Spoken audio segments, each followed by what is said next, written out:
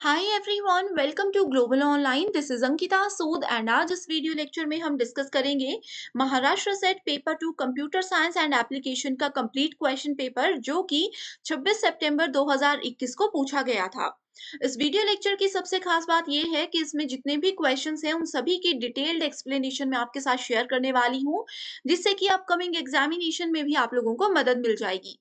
इसके साथ ही स्टूडेंट्स, आप लोगों को ये तो पता ही होगा कि महाराष्ट्र सेट पेपर 2 में टोटल 100 क्वेश्चंस पूछे जाते हैं। हर एक क्वेश्चन का वेटेज होता है 2 मार्क्स, यानी कि 200 नंबर का ये पूरा पेपर होता है। सो इस वीडियो को आप लोग जरूर एंड तक देखिएगा। हर एक चीज, हर एक क्वेश्चन यहाँ पे डिटेल में मैं आपको बताने वाली हूँ। साथ ही स्मार्ट ट्रिक से कैसे हम एग्जाम में इन क्वेश्चंस को सॉल्व कर सकते हैं, ये सब चीजें भी हम डिस्कस करेंगे। इसी के साथ क्वेश्चंस पे पढ़ते हैं। उस पे जाने से पहले स्टूडेंट्स, आपके लिए एक बहुत ही इंपॉर्टेंट इन्फॉर्मेशन ये है कि कंप्यूटर साइंस की प्रिपरेशन के लिए एक न्यू फ्रेश बैच हमने लॉन्च किया है, जिसमें पेपर 2 का कंप्लीट कोर्स हम आपको प्रोवाइड कराते हैं। एग्जाम से पहले कंप्लीट सिलेबस आपका कंप्यूटर साइंस का हम करवाने की 100% गारंटी देते हैं एंड उसके साथ ही 1 से 2 बार फुल सिलेबस रिविजन भी आपकी हो जाएगी प्रीवियस ईयर क्वेश्चंस के साथ। इस कंप्लीट कोर्स में हम आपको फुल सिलेबस वीडियो लेक्चर्स देते हैं, जिसमें स्मार्ट ट्रिक्स की मदद से हर एक चीज आपको बताई जाती है एंड मेजर फोकस उन टॉपिक्स पे रहता है जो कि हर साल एग्जाम में पूछे जाते हैं। साथ ही फुल सिलेबस नोट्स हम आपको देते हैं। फुल सिलेबस मॉक टेस्ट यहाँ पे आपको मिलेगा, जिसमें से कि एज इट इज हर साल क्वेश्चंस एग्जाम में पूछे जाते हैं। लास्ट 10 ईयर क्वेश्चन पेपर हम आपको देते हैं विद सॉल्यूशन, जिससे कि आपको एक आइडिया हो जाता है कि किस टॉपिक से किस तरह के क्वेश्चंस जनरल एग्जाम में पूछे जाते हैं।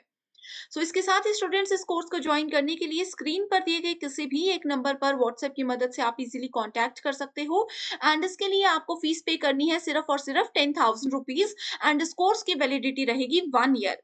एंड सबसे खास बात इस कोर्स की ये है, अभी हम बहुत ही अच्छा एक ऑफर आपके लिए लेकर के आए हैं, जिसमें पेपर 2 कंप्लीट कोर्स के साथ हम आपको पेपर 1 महाराष्ट्र सेट पेपर 1 जो कि कॉमन पेपर होता है, उसका कंप्लीट कोर्स बिल्कुल फ्री प्रोवाइड कराते हैं, जिसमें कि हम 100% आपको गारंटी देते हैं कि आपका सिलेक्शन इसकी मदद से होगा ही होगा। आप इन कोर्सेज को जरूर ज्वाइन कर लीजिए। डेमो लेक्चर्स, डेमो नोट्स के लिए अगर आप चाहो तो इन नंबर्स पर कांटेक्ट कर सकते हो एंड एक बहुत अच्छी चीज ये है कि अगर ये फीस आप चाहते हो इंस्टॉलमेंट्स में पे करना चाहते हो, तो वो भी फैसिलिटी हम आपको देते हैं। तो जरूर आप इस तरह से इन नंबर्स पर कांटेक्ट करके पूरी जानकारी ले सकते हो। इसी के साथ स्टूडेंट्स, बढ़ते हैं क्वेश्चंस की ओर। जैसे कि पहला क्वेश्चन बोलता है, an application has to modify 34th byte in sector number 4 on a conventional hard disk. Operating system will copy how many bytes from that sector into primary memory to enable this operation to be performed. यहाँ पे देखो students, directly आप लोगों का operating system का question है, जिसमें कि सेक्टर से रिलेटेड ये क्वेश्चंस पूछे गए हैं। सेक्टर्स किसके? आप लोगों के जो हम लोग कंप्यूटर में हार्ड डिस्क यूज करते हैं उसके सेक्टर्स की बात की गई है।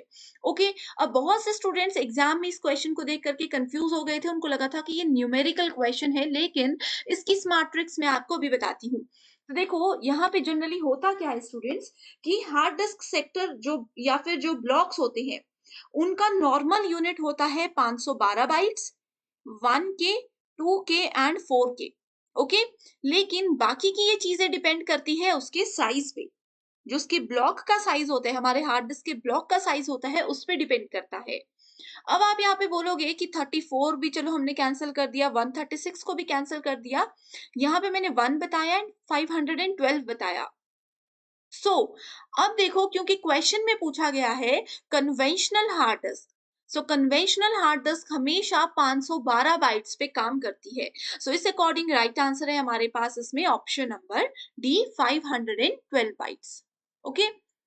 Moving to the next question, जिसमें पूछा गया है what is the most appropriate description for the term confidentiality. इस क्वेश्चन को आप लोग नोट कर लीजिए एंड स्टूडेंट, जितने भी क्वेश्चंस मैं बता रही हूँ, इसी क्वेश्चन में से थोड़ा सा घुमा करके अगले साल भी क्वेश्चन जो अभी अपकमिंग एग्जाम है उसमें भी पूछा जा सकता है। तो हर एक ऑप्शन में आपको डिटेल में बताऊंगी, आप लोग उसको नोट कर लीजिएगा। कॉन्फिडेंशियलिटी का मतलब क्या होता है? A set of rules to limit access to data, maintenance of and assurance of the accuracy and consistency of data over its entire life cycle। ये वाली जो स्टेटमेंट है, ये आप लोगों को पता होना चाहिए कि किसकी स्टेटमेंट है। ये है डेटा इंटीग्रिटी की एज इट इज स्टेटमेंट पूछी गई है। ठीक है, ये है डेटा इंटीग्रिटी, एग्जाम में ये क्वेश्चन पूछा जा सकता है, ठीक है, कि अप्रोप्रिएट स्टेटमेंट बताइए डेटा इंटीग्रिटी की कौन सी है। नेक्स्ट है a guarantee of reliable access to the data by authorised people. Next question, next option है the process or action of verifying the identity of a user or process. ये वाला जो statement है ये है ऑथेंटिकेशन, ऑथेंटिकेशन, ठीक है। And इसमें जो फर्स्ट स्टेटमेंट दी गई है ये है आईटी रूल 2009 पर बेस्ड। सो राइट आंसर अगर कॉन्फिडेंशियलिटी के केस में देखें तो वो है option number C, that is a guarantee of reliable access to the data by authorised people. So next question में पूछा गया है which of the following is not a valid kernel data structure in Linux. So Linux के case में यहाँ पे valid data structure कौन सा नहीं है, file descriptor table, file table, I node table या फिर सेक्टर टेबल। तो देखो स्टूडेंट्स, इसका राइट आंसर है option number D, that is sector table. जो ऑप्शन बी दिया गया है ना फाइल टेबल, बहुत से स्टूडेंट्स को लगा था कि ये करेक्ट आंसर होगा, लेकिन ये क्या है, ये है एक सिस्टम में फिल्टर के रूप में काम करता है, ठीक है। फाइल टेबल एक सिस्टम में फिल्टर के रूप में काम करता है, ठीक है, जो कि लाइनेक्स में यूज होता है, सिर्फ सेक्टर टेबल यहाँ पे यूज नहीं होता। Next question is what is the most appropriate purpose of nice command in linux। so linux में nice command को बहुत बार यूज किया जाता है, ये आपने सुना होगा, राइट। सो क्या इसका मोस्ट अप्रोप्रिएट पर्पस है, पहला ऑप्शन बोलता है send real time messages among the users. Okay, ये वाला काम कौन करता है, नाइस कमांड की रिस्पॉन्सिबिलिटी नहीं है, ये है हमारे पास wall, send or write command की रिस्पॉन्सिबिलिटी। दूसरा ऑप्शन बोलता है check the status of memory. So memory का स्टेटस चेक करना जो है ये होता है किसकी रिस्पॉन्सिबिलिटी, ये होता है फ्री कमांड की रिस्पॉन्सिबिलिटी, या फिर इसमें आता है हमारे पास टॉप कमांड आता है या फिर एच टॉप कमांड आता है, ठीक है। थर्ड ऑप्शन है set execution priority level for a process. So nice command की रिस्पॉन्सिबिलिटी होती है ये, राइट। नेक्स्ट है verify the availability of enough memory space for a process. तो ये आप लोगों के लिए एक होमवर्क क्वेश्चन मैंने दे दिया। देखो ऑप्शन नंबर 1, 2 एंड 3 तो मैंने आपको बता दिया, राइट आंसर ऑप्शन नंबर 3 है। ऑप्शन नंबर डी जो है ये लाइनक्स की कौन सी कमांड गिवन है, ये आप मुझे कमेंट करके बताइए। आंसर आता है तो भी ठीक है, नहीं आता है तो गूगल पे जाकर के चेक कीजिए, देन कमेंट कीजिए, क्योंकि एग्जाम में ये क्वेश्चन जरूर पूछा जाएगा। Next question is a 32-bit x86 system with Windows operating system will have how many numbers of GB as theoretical maximum size of virtual address space। So इसका right answer जो है वो directly है option number A, that is 4। कैसे, देखो यहाँ पे 32 bit की बात की गई है, सो डायरेक्टली अगर हम देखेंगे 2 raised to power 32, अगर इसको कैलकुलेट करेंगे तो आंसर आ जाएगा 4 GB। ओके, 4 GB कितना होता है ये आप लोगों को पता होना चाहिए, ठीक है। सो इस तरह से इस क्वेश्चन को हम सॉल्व कर सकते थे। देखो स्टूडेंट्स, 1 मिनट भी नहीं लगा इस क्वेश्चन को सॉल्व करने में, अगर आप लोगों को एक स्ट्रेटेजी पता है, एक ट्रिक पता है, तो बहुत इजीली आप सॉल्व कर सकते हो। ओके, नेक्स्ट क्वेश्चन है consider a system with 7 processes A through G and 6 resources R through W. Resources ownership is as follows. So यहाँ पे हमारे पास कुछ resources given है and कुछ processes given है। हमें बताना है कि किस प्रोसेस ने किसको अप्रोच किया, किस रिसोर्स को अप्रोच किया, ये भी यहाँ पे गिवन है, ठीक है। हमें फाइंड आउट क्या करना है, are there any processes deadlock. So deadlock का क्वेश्चन है, हमें ये यहाँ पे पहले इसका डायग्राम बनाना होगा। ओके, सो देखो इसमें पूछा गया है पहली स्टेटमेंट में process A holds R and wants T। So process A ने क्या किया है, R को होल्ड करके रखा है, ठीक है। प्रोसेस A ने R को होल्ड करके रखा है एंड T की ये डिमांड करता है, R को होल्ड करके रखा है एंड T की ये डिमांड करता है। सिमिलरली इसमें पूछा गया है process B holds nothing but wants T. Process B ने किसी को भी अभी तक पकड़ा नहीं है, लेकिन ये टी की डिमांड कर रहा है, ये भी इसकी डिमांड कर रहा है, ठीक है। नेक्स्ट यहाँ पे बोला गया है process C holds nothing but wants S. Process C ने किसी को भी नहीं पकड़ा है लेकिन ये एस की डिमांड कर रहा है। ओके, नेक्स्ट यहाँ पे बोला गया है process D holds you and wants S and T. Process D ने क्या किया है, यू को होल्ड करके रखा है एंड एस और टी, प्रोसेस नंबर एस और प्रोसेस टी को ये क्या करता है, इसकी डिमांड करता है। नेक्स्ट बोलता है process E holds T and wants V.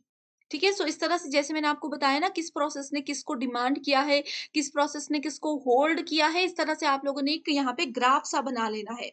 ठीक है, सो इसको अगर आप लोग अच्छे से बना लोगे तो उसके बाद डायरेक्टली आप देख सकते हो, कि यहाँ पे एक साइकिल बन जाएगा। अभी भी आपने देखा होगा कि एक प्रोसेस ने दूसरे को पकड़ा है, तीसरे को रिक्वेस्ट करता है, इस तरह से होता है। ठीक है, सो यहाँ पे अगर आप लोग देखोगे तो finally D, E and G, last में ये 3 ऐसे प्रोसेस बच जाएंगे जो कि डेडलॉक में फंस चुके हैं। राइट, सो इसका राइट आंसर क्या आ जाएगा, ऑप्शन नंबर सी की डेडलॉक है एंड डी, ई और जी उसमें फंसे हुए हैं। क्वेश्चन नंबर 7 बोलता है an operating system crashes on the average once in 30 days. That is, the mean time between failure MTBS is equals to 30 days here. So देखो स्टूडेंट्स, इस क्वेश्चन के एक्सप्लेनेशन पर जाने से पहले आप लोगों को मैं एक चीज बता दूं कि ये क्वेश्चन 2021 महाराष्ट्र सेट में तो पूछा ही गया था, साथ ही यूजीसी नेट अगस्त 2016 में भी ये क्वेश्चन पूछा गया था। ठीक है, सो इसमें देखो ऑपरेटिंग सिस्टम जो है वो बोलता है कि it crashes on average once in 30 days, that is MTBF 30 days है। ठीक है, when this happens it takes 10 minutes to recover the operating system, that is the MTTR is equals to 10 minutes. The availability of the operating system with these reliability figures is approximately कितना होगा। सो देखो 30 days के लिए यहाँ पे given है, तो हम इसको कैसे बोल सकते हैं, हम इसको बोल सकते हैं कि 30 इंटू 24 आवर्स इंटू हर एक घंटे में कितने मिनट, 60 मिनट्स, तो इस तरह से हम इसको लिख देंगे। ठीक है, fraction of time system is not available, तो यहाँ पे हम इसको क्या करेंगे, हम इसको 10 से डिवाइड कर देंगे और किससे मल्टीप्लाई कर देंगे, 100 से मल्टीप्लाई कर देंगे। 10 से क्यों डिवाइड किया, क्योंकि यहाँ पे 10 मिनट्स गिवन है। इसमें बोला है कि डेली 30 डेज लग जाते हैं, हर बार इसको 30 डेज लग जाते हैं एंड रिकवरी के लिए 10 मिनट्स लगते हैं। सो 30 days, 24 hours, 60 minutes, total 10 minutes उसमें ऐड हो जाएंगे, इंटू मल्टीप्लाई बाय उसको 100 कर देंगे। ठीक है, सो जब इसको हम सॉल्व करेंगे तो आंसर आ जाएगा अप्रोक्सीमेटली 0.023%। लेकिन यहाँ पे ये तो कोई भी ऑप्शन गिवन ही नहीं है। ठीक है, सो उसके बाद हम क्या करेंगे, इसको 100 में से माइनस करेंगे, क्योंकि इसमें बोला गया है कि MTTR जो है वो 10 है, सो इसका ओवरऑल 100 आ जाएगा। ओके, सो 100 माइनस 0.023 जब हम करते हैं तो आंसर आ जाएगा 99.97%। ठीक है, सॉरी, आंसर आ जाएगा 99.97%, that is option number D here is the right answer.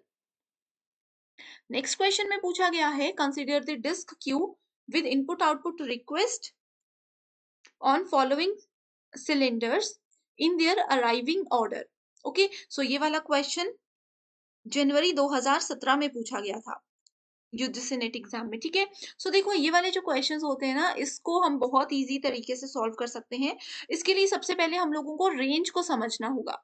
Range यहाँ पे कितने से शुरू है, देखो सबसे स्मॉलेस्ट वैल्यू इनमें आपको ढूंढनी है। सबसे स्मॉलेस्ट वैल्यू है 6 एंड सबसे बड़ी वैल्यू है यहाँ पे 110, 128। ठीक है, सो सबसे बड़ी वैल्यू यहाँ पे ये गिवन है। सो 23 सिलेंडर्स गिवन है, राइट। सो कैसे हम इसको सेलेक्ट करेंगे, कैसे हम इसके साथ काम करना शुरू करेंगे, तो सबसे पहले हमें इन वैल्यूज को एक असेंडिंग ऑर्डर में ऐड कर देना है। जैसे कि सबसे पहले आ जाएगा 0, उसके बाद आ जाएगा 6, देन आ जाएगा 10, देन 12। ठीक है, उसके बाद आ जाएगा हमारे पास 15, देन आ जाएगा 23, देन आ जाएगा 34। इस तरह से हमें इसको एक सीक्वेंस में ऐड कर देना है। ओके, पूरे सीक्वेंस में आप लोगों ने एक रो में इसको ऐड कर दिया। देन इसमें पूछा गया है the disk head is assumed to be at cylinder 23। ठीक है। इसमें पूछा गया है कि जो डिस्क का सिलेंडर है उसका एंड जो है वो 23 पे है। सो 23 वैल्यू यहाँ पे गिवन नहीं है, तो हमें बाय डिफॉल्ट क्या करना है, 23 वैल्यू देखनी है किस किस के बीच में आएगी, उसको हमने ऐड कर देना है। सो 23 से फिर हमें स्मॉलेस्ट वैल्यू पे जाना है, फिर लार्जेस्ट वैल्यू पे जाना है, एंड देन ये कैलकुलेशन हमारी इस तरह से काम करती रहेगी। अब देखो स्टूडेंट्स, ये तो कंफ्यूजन वाला काम हो गया, आप भी समझ चुके होंगे, ठीक है। अब देखो इसको इस तरह से कैसे करना है स्मार्ट ट्रिक्स की मदद से, वो मैं आपको डायरेक्टली बताती हूँ।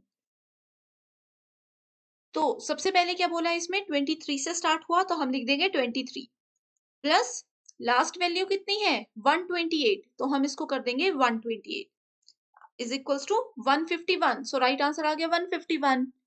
ये मैंने, अब बहुत से स्टूडेंट सोच रहे होंगे मैम ने हमें स्मार्ट ट्रिक्स डायरेक्टली क्यों नहीं बताई, क्योंकि देखो स्टूडेंट्स, जो मैंने आपको ग्राफ बताया, असेंडिंग डिसेंडिंग ऑर्डर वाला कॉन्सेप्ट बताया, इस कॉन्सेप्ट में क्या था आप लोगों को पता होना चाहिए, एग्जामिनेशन पॉइंट ऑफ व्यू से वो भी इंपॉर्टेंट है। ओके, लेकिन यहाँ पे क्योंकि क्वेश्चन में डायरेक्टली हम स्मार्ट ट्रिक को फॉलो कर सकते थे, तो इस तरह से हमने उसको फॉलो कर दिया। Okay, next question says a specific editor has 200K of program text, 15K of initial stack, 50K of initialized data, and 70K of bootstrap code. If 5 editors are started simultaneously and shared text is used, how much physical memory will be needed? Okay, how much physical memory will it needed? So right answer अगर हम यहाँ पे इस question का देखें, सो देखो इसमें क्या क्या चीजें गिवन है, इसमें हमारे पास 200 प्रोग्राम डेटा है, 15 भी गिवन है, उसके बाद हमें एक वैल्यू 70 गिवन है, उसके बाद हमें एक वैल्यू 50 गिवन है। ओके, कुछ भी नहीं करना, बस इन वैल्यूज को आपने ऐड कर देना है, टोटल आ जाएगा 335 के। अब आप लोग देखो स्टूडेंट्स बोलोगे ये तो सिंपल एडिशन है, महाराष्ट्र सेट हो या फिर यूजीसी नेट एग्जाम हो, इसी तरह के बेसिक क्वेश्चंस आते हैं, बस आपको ट्रिक पता होनी चाहिए। अब इसमें सिंपल मैथमेटिक्स ही था, बट आपको ट्रिक पता नहीं थी, जो कि मैंने अभी आपको बता दी। ओके, सो नेक्स्ट टाइम इस चीज को आप लोग याद जरूर रखिएगा। The read system call returns, so बहुत ही इजी क्वेश्चन है, डायरेक्ट डेफिनेशन दी गई है कि रीड सिस्टम कॉल जो होता है वो क्या रिटर्न करवाता है हमें, total number of bytes, file descriptor of the file, successful read flag, या फिर address of the file. Okay, so यहाँ पे देखो सबसे पहले आप लोगों को पता होना चाहिए कि रीड सिस्टम कॉल होता क्या है। So read system call interface एक स्टैंडर्डाइज सिस्टम होता है that is provided by POS 9 specification, right. And इसमें ये हमें क्या प्रोवाइड कराता है, ये हमें प्रोवाइड कराता है टोटल नंबर ऑफ बाइट्स। सो जब भी रीड फाइल की बात करते हैं, सो टोटल कितने बाइट्स हमारे सिस्टम में यूज हुए हैं ये हमें बताता है। The value return is the number of bytes read, zero indicates end of the file. ठीक है, अगर यहाँ पे जीरो की बात की जाएगी तो इसका मतलब है एंड ऑफ द फाइल की हम बात कर रहे हैं, and the file position is advanced by the number. Next question में देखते हैं क्या पूछा गया है, इसमें पूछा गया है in software development process which of the following is based on iterative incremental delivery as a response to changing and emergent requirement। सो देखो स्टूडेंट्स, यहाँ पे ना डायरेक्टली डेफिनेशन दी गई है, किसकी डेफिनेशन दी गई है, option number A agile development model की। ठीक है, सॉफ्टवेयर डेवलपमेंट प्रोसेस होता है, here agile development model is based on iterative incremental delivery as a response to changing and emergent requirement। Agile model को एक्चुअल में बोला ही जाता है सॉफ्टवेयर डेवलपमेंट अप्रोच है, जो कि एक आइटरेटिव फॉर्मेट में काम करती है। ठीक है, ये हमेशा एक आइटरेटिव फॉर्मेट में काम करती है। आइटरेटिव का मतलब क्या होता है, मान लीजिए हमने इस वाले स्टेज से शुरू किया, तो हम ऊपर तो बढ़ भी रहे हैं, साथ साथ में हम लोग आगे भी बढ़ते जा रहे हैं, इस तरह से स्टेप बाय स्टेप प्रोसेस जो होता है उसको यहाँ पे आइटरेटिव प्रोसेस बोला जाता है। ओके, इसके अलावा स्टूडेंट्स अजाइल डेवलपमेंट मॉडल से आप लोगों से ये भी क्वेश्चन पूछा जा सकता है कि इसमें कितने फेजेस होते हैं, कितने फंक्शनल टर्म से इसको जाना होता है। तो इसके टोटल 6 फेजेस होते हैं, ये भी आप लोगों को पता होना चाहिए। नोट कर लीजिए, मैं नाम बता रही हूँ। पहला है रिक्वायरमेंट गैदरिंग, दूसरा है डिजाइन द रिक्वायरमेंट्स, तीसरा है कंस्ट्रक्शन और जिसको आइटरेशन भी बोला जाता है, चौथा है टेस्टिंग एंड क्वालिटी एश्योरेंस, पांचवा है डिप्लॉयमेंट एंड छठा छठा है फीडबैक। तो ये 6 फेजेस हैं जिसपे कि अजाइल मॉडल बेसिकली काम करता है। सो नेक्स्ट क्वेश्चन में पूछा गया है, what are the 4 framework activities found in extreme programming process model. ये भी यूजीसी नेट का प्रीवियस ईयर क्वेश्चन ही है। डायरेक्ट क्वेश्चन है कि 4 फेजेस कौन से होते हैं, planning, design, coding and testing. ये 4 इसमें होते हैं। प्लानिंग क्या होती है, planning starts with the requirement gathering. Design में क्या करते हैं, इसमें हम सिंपल सा प्रोटोकॉल फॉलो करते हैं कि उसकी डिजाइनिंग कैसी होनी चाहिए। कोडिंग में हम कोडिंग स्टार्ट कर देते हैं। टेस्टिंग का आपको पता ही होगा कि हम चेक करते हैं कि जैसा कोड हम चाहते थे, जैसी डिमांड थी, वैसा बना है या फिर नहीं बना है। ओके, नेक्स्ट क्वेश्चन बोलता है, A report generation application prepares required reports from the data gathered from database. Even though the application provides required output for given input, customer rejects the application. What may be the most appropriate reason for this rejection? तो यहाँ पे एक reason बताया है, multiple option है, हमें बताना है कि एक कस्टमर ने इस एप्लीकेशन को रिजेक्ट कर दिया, क्यों कर दिया, उसके पीछे का कारण क्या है। ओके, तो देखो, एक रिपोर्ट जनरेशन एप्लीकेशन था, एक ऐसी ऐप बनाने को आपको बोला गया जिससे कि आपको रिपोर्ट जनरेशन करनी है। ठीक है, from the data gather from databases. So different databases से वो डेटा को गैदर करता और वहां से एक रिपोर्ट जनरेट करता। ठीक है, even though the application provides required output for given input. ठीक है, सो जैसा एक कस्टमर ने मांगा था, जैसी कस्टमर की डिमांड थी, वो आउटपुट दे रहा था, लेकिन फिर भी कस्टमर ने उसको रिजेक्ट किया। क्यों उसको रिजेक्ट किया होगा, इसका रीजन ये है कि the failure to meet non functional requirements. ठीक है, failure to meet non functional requirements.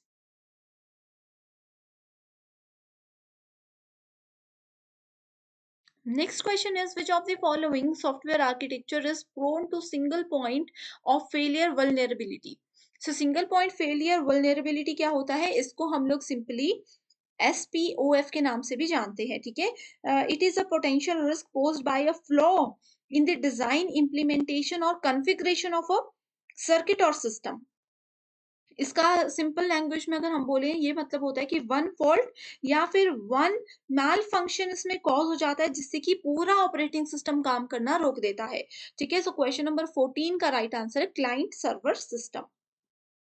Next question is, vocabulary of a program is defined as. बहुत इजी क्वेश्चन है, एज इट इज क्वेश्चन पूछा गया है। ठीक है, so vocabulary of a program is defined as option number A, that is n is equals to n plus 1, uh, n is equal to n1 plus n2. Next question is, which model assumes that efforts and development time are functions of product size alone? ठीक है, so ये options are basic COCOMO, detailed COCOMO, intermediate COCOMO या फिर Kokomo. सबसे पहले आपको पता होना चाहिए कोकोमो क्या होता है। ये 3 चीजें हैं, को एंड मो। ठीक है, कंस्ट्रक्टिव कॉस्ट एस्टिमेशन मॉडल, या फिर इसको हम डायरेक्टली कंस्ट्रक्टिव कॉस्ट मॉडल भी बोलते हैं। ओके, सो यहाँ पे जो डेफिनेशन गिवन है ये बेसिक कोकोमो की गिवन है। ये बहुत इंपॉर्टेंट क्वेश्चन है, आप लोगों को कोकोमो और उसके ये तीनों टाइप्स पता होने चाहिए। बेसिक डेफिनेशन एग्जाम में आएगी। ओके, सो कोकोमो क्या होता है ये मैं आपको बता देती हूँ। It is a model that estimates the effort and time taken, that estimates the effort and time taken to complete the model based on the size of the source code, right? So basic COCOMO इसमें right answer है। Next question is, during the change control process, जिसको कि CCP बोला जाता है, which of the following activities are required to be initiated? So कौन सी activity को यहाँ पे इनिशिएट करने की जरूरत होती है? Options are while software configuration identification, is under development, it can change freely since it is not under SCM. So directly पहले मैं आपको इसका आंसर बता देती हूँ, जो कि यही है ऑप्शन नंबर ए. ओके, सो जब भी चेंज कंट्रोल प्रोसेस को हम यूज कर रहे होते हैं, सो उसको इनिशिएट करने के लिए सॉफ्टवेयर कॉन्फ़िगरेशन आइडेंटिफिकेशन की जरूरत होती है. ठीक है, उसके बाद यहाँ पे आप देख सकते हैं दूसरा ऑप्शन बोलता है while under review the software configuration identification is considered to be frozen. तीसरी स्टेटमेंट में बोला गया है once SCI is reviewed and approved it is entered into a library, the SCI is not formally under SCM. Next बोलता है check in check out process. ठीक है, सो यहाँ पे ऑप्शन नंबर ए जो है वो है राइट आंसर, दैट इज सारी की सारी स्टेटमेंट्स बिल्कुल ट्रू हैं. Next question is basic path testing is. So basic path testing is very important topic for your examination point of view. So ये क्या होता है? ये होता है a white box testing technique. देखो, आप लोगों को व्हाइट बॉक्स और ब्लैक बॉक्स टेस्टिंग में पता होना चाहिए. इसको एक रियल लाइफ एग्जांपल के साथ बताती हूँ. एक बॉक्स है, मान लीजिए इस बॉक्स में मैंने ब्लैक पेंट कर दिया. ठीक है, ये है ब्लैक बॉक्स. इस बॉक्स के अंदर कुछ होगा तो आपको दिखेगा? नहीं दिखेगा. यानी कि बाहर से सिर्फ बॉक्स हमें नजर आ रहा है, अंदर क्या है वो नहीं पता. तो ब्लैक बॉक्स टेस्टिंग यही होती है कि हमें अपनी आउटपुट से मतलब है, जो रिजल्ट हम चाहते थे, जिस काम के लिए हमने वेबसाइट बनाई थी, हमें उस आउटपुट से मतलब है. इंटरनली वो कैसे डिजाइनिंग हुई है, इंटरनली वो कैसे काम कर रहा है, दैट इज नॉट इम्पॉर्टेंट. लेकिन व्हाइट बॉक्स में क्या होता है? व्हाइट एक ट्रांसपेरेंट बॉक्स है, इसके अंदर आप जो कुछ भी रखोगे, जो कुछ भी भरोगे, वो आपको दिखेगा. यानी कि व्हाइट बॉक्स टेस्टिंग में क्या होता है? कैसे कोड बना, कैसे ये काम कर रहा है, हर एक चीज की जानकारी होना जरूरी है. सो बेसिक पाथ टेस्टिंग एक व्हाइट बॉक्स टेस्टिंग टेक्निक होती है. Next question is the test conducted to ensure that due to addition of modules software do not unintended behavior or extra errors are not added is known as. Without any second thought यहाँ पे regression testing right answer है. Regression testing क्या होता है? Regret करना क्या होता है? आई होप आप सभी स्टूडेंट्स को रिग्रेट करने का पता होगा. ऐसा होता है ना कि मान लीजिए मैंने कुछ काम कर दिया, थोड़े टाइम के बाद मुझे लग रहा है कि यार ये काम नहीं करना चाहिए था, ये बहुत गलत काम मैंने कर दिया, तो मुझे वो रिग्रेट हो रहा है, मुझे उस चीज का अफसोस हो रहा है कि मैंने ये काम क्यों किया. सो रिग्रेशन टेस्टिंग भी ऐसे होता है कि मान लीजिए एक सॉफ्टवेयर है, वो अच्छा खासा चल रहा है, पब्लिक उसको यूज कर रही है, पब्लिक को वो पसंद भी आ रहा है, लेकिन हमने क्या किया, उसमें कोई चेंजेस कर दिए ये बोलकर कि शायद वो अच्छा चलेगा, लेकिन ना वो अपडेट पब्लिक को पसंद आया, ना वो अपडेट अच्छे से काम कर रहा है, तो वो रिग्रेशन हो जाता है, वो रिग्रेट हो जाता है हमें. तो इस तरह से आप लोग रिग्रेशन टेस्टिंग को याद रख सकते हो. Next question is which among the following statements are not true for quality assurance. So quality assurance, quality testing, ये सब चीजें जो है ना सॉफ्टवेयर इंजीनियरिंग यूनिट के अंदर आती है, जो कि बहुत इंपॉर्टेंट है, बहुत ईजी है. सॉफ्टवेयर इंजीनियरिंग एक ऐसी यूनिट है जो कि थियोरेटिकल बेस्ड कॉन्सेप्ट वहां पे है, तो आप लोग उसमें इजीली अच्छा स्कोर कर सकते हो.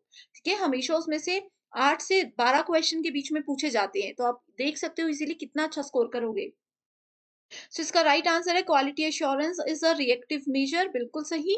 And quality assurance manages the quality validation. So इसके साथ ही स्टूडेंट्स क्वालिटी एश्योरेंस के साथ साथ वैलिडेशन एंड वेरिफिकेशन, ये दो टर्म्स भी आप लोग जरूर पढ़ के जाइएगा, बहुत इंपॉर्टेंट है. नेक्स्ट क्वेश्चन है प्रीफिक्स फॉर्म से रिलेटेड. आपको पता होना चाहिए प्रीफिक्स, पोस्टफिक्स एंड इनफिक्स, ये तीनों चीजें क्या होती हैं. मान लीजिए अगर मैं ऐसे लिखती हूँ a इंटू बी, ठीक है, अभी जो ऑपरेटर है वो बीच में है, तो ये हो गया इनफिक्स. प्रीफिक्स मतलब पहले, अगर मैं लिखती स्टार यानी कि मल्टीप्लीकेशन ए बी, ये क्या है? प्रीफिक्स है. अगर मैं लिखती ए बी मल्टीप्लीकेशन, तो ये क्या है? पोस्ट फिक्स है, यानी कि इसमें ऑपरेटर बाद में आएगा. ठीक है, सो इस क्वेश्चन में पूछा गया है, एक स्टेटमेंट हमें यहाँ पे दी गई है एंड हमें बताना है कि इस स्टेटमेंट पर एंड हमें स्टेटमेंट को प्रीफिक्स फॉर्मेट में कन्वर्ट करना है. ठीक है, सो बहुत इजी है. इस पे एक सेपरेट वीडियो मैंने बनाई है एज इट इज क्वेश्चन पे, तो आप लोगों को मैं यहाँ पे एक्सप्लेन नहीं करके देती हूँ. राइट आंसर है option number C. Which of these best describes an array? Array क्या होता है? ऑपरेटिंग सॉरी, एरे जो है कंप्यूटर लैंग्वेज में एक बहुत इंपॉर्टेंट रोल प्ले करता है। डेटा स्ट्रक्चर में इसको बहुत हायर लेवल पे यूज किया जाता है। सो एरे क्या करता है? It is a container of object of similar types, same type की चीजों को स्टोर करने के लिए यूज होता है। अब देखो, जैसे कि इसको कैसे याद रख सकते हो? बेसिक चीज है, आप लोगों ने जब भी अपनी ग्रेजुएशन या फिर ग्रेजुएशन भी नहीं, 9th में ही है जब हमें प्रोग्रामिंग लैंग्वेज शुरू हो जाती है, वहां पे ये चीज पढ़ाई जाती है। ठीक है। नेक्स्ट क्वेश्चन है, which of the following application makes use of circular linked list? Circular linked list क्या होता है? लिंक्ड लिस्ट आप लोगों को पता होगा। ठीक है। ये क्या है? ये लिंक्ड लिस्ट का एक वेरिएशन है जिसमें कि फर्स्ट एलिमेंट लास्ट से कनेक्टेड होता है। जैसे कि मान लीजिए इस तरह से ये लिंक्ड लिस्ट है, ये फर्स्ट सेकंड थर्ड फोर्थ ये एलिमेंट्स है। अगर इसी को अगर हम ऐसे सर्कल बना देंगे और ये आ जाएगा इस तरह से 1 2 3 4, तो इसमें क्या हो गया? पहला और लास्ट वाला आपस में कनेक्टेड हो गए, ये होता है सर्कुलर लिंक्ड लिस्ट। ठीक है। सो इसमें राइट आंसर क्या है हमारे पास? Option number B, that is allocating CPU to resources. Next question says AVL tree is used. So AVL tree क्या होता है? AVL tree can be defined as height balanced binary tree. Height balanced binary search tree in which each node is associated with a balance factor. ठीक है। सो AVL tree में हमेशा हम balance factor को ध्यान में रखते हैं, तो ये कीवर्ड है जो कि आपको याद होना चाहिए। So balance factor which is calculated by subtracting the height of its right subtree from that of its left subtree. So यहाँ पे राइट आंसर है option number C, to avoid formation of skew trees, यानी कि ऊपर नीचे मान लीजिए एक ट्री है, ठीक है, इस साइड से ये छोटा, इस साइड से ये ट्री बढ़ गया, तो इसको स्क्यू ट्री बोलता है। ठीक है। सो स्क्यू ट्री की फॉर्मेशन को अवॉइड करने के लिए हम एवीएल ट्री का यूज करते हैं। जैसे कि मैंने आपको बताया कि ट्री को दोनों एंड्स को बैलेंस करने के लिए यूज होता है। एंड आज के इस वीडियो का हमारा लास्ट क्वेश्चन है the basic operations on sets. So set के बेसिक ऑपरेशन, सेट आपने बिल्कुल बचपन से जरूर पढ़ा होगा, मैथ में भी पढ़ा होगा, कंप्यूटर्स में भी पढ़ा होगा। सो इसका राइट आंसर है union, intersection, difference and subset. So right answer is option number C. So आज के लिए सिर्फ इतना ही स्टूडेंट्स। आई होप ये वीडियो आप लोगों को पसंद आई है। नेक्स्ट 25 क्वेश्चंस मैं नेक्स्ट वीडियो में लेकर के आऊंगी। तब तक के लिए स्टूडेंट्स आप लोगों को मैं एक बार फिर से रिवाइज करवा देना चाहती हूँ ये चीज कि आप अगर महाराष्ट्र सेट एग्जाम अपने फर्स्ट अटेम्प्ट में भी क्वालिफाई करना चाहते हो तो नंबर्स पर कांटेक्ट करके सारी इंफॉर्मेशन आप ले सकते हो। So thank you so much for watching this video and I wish you all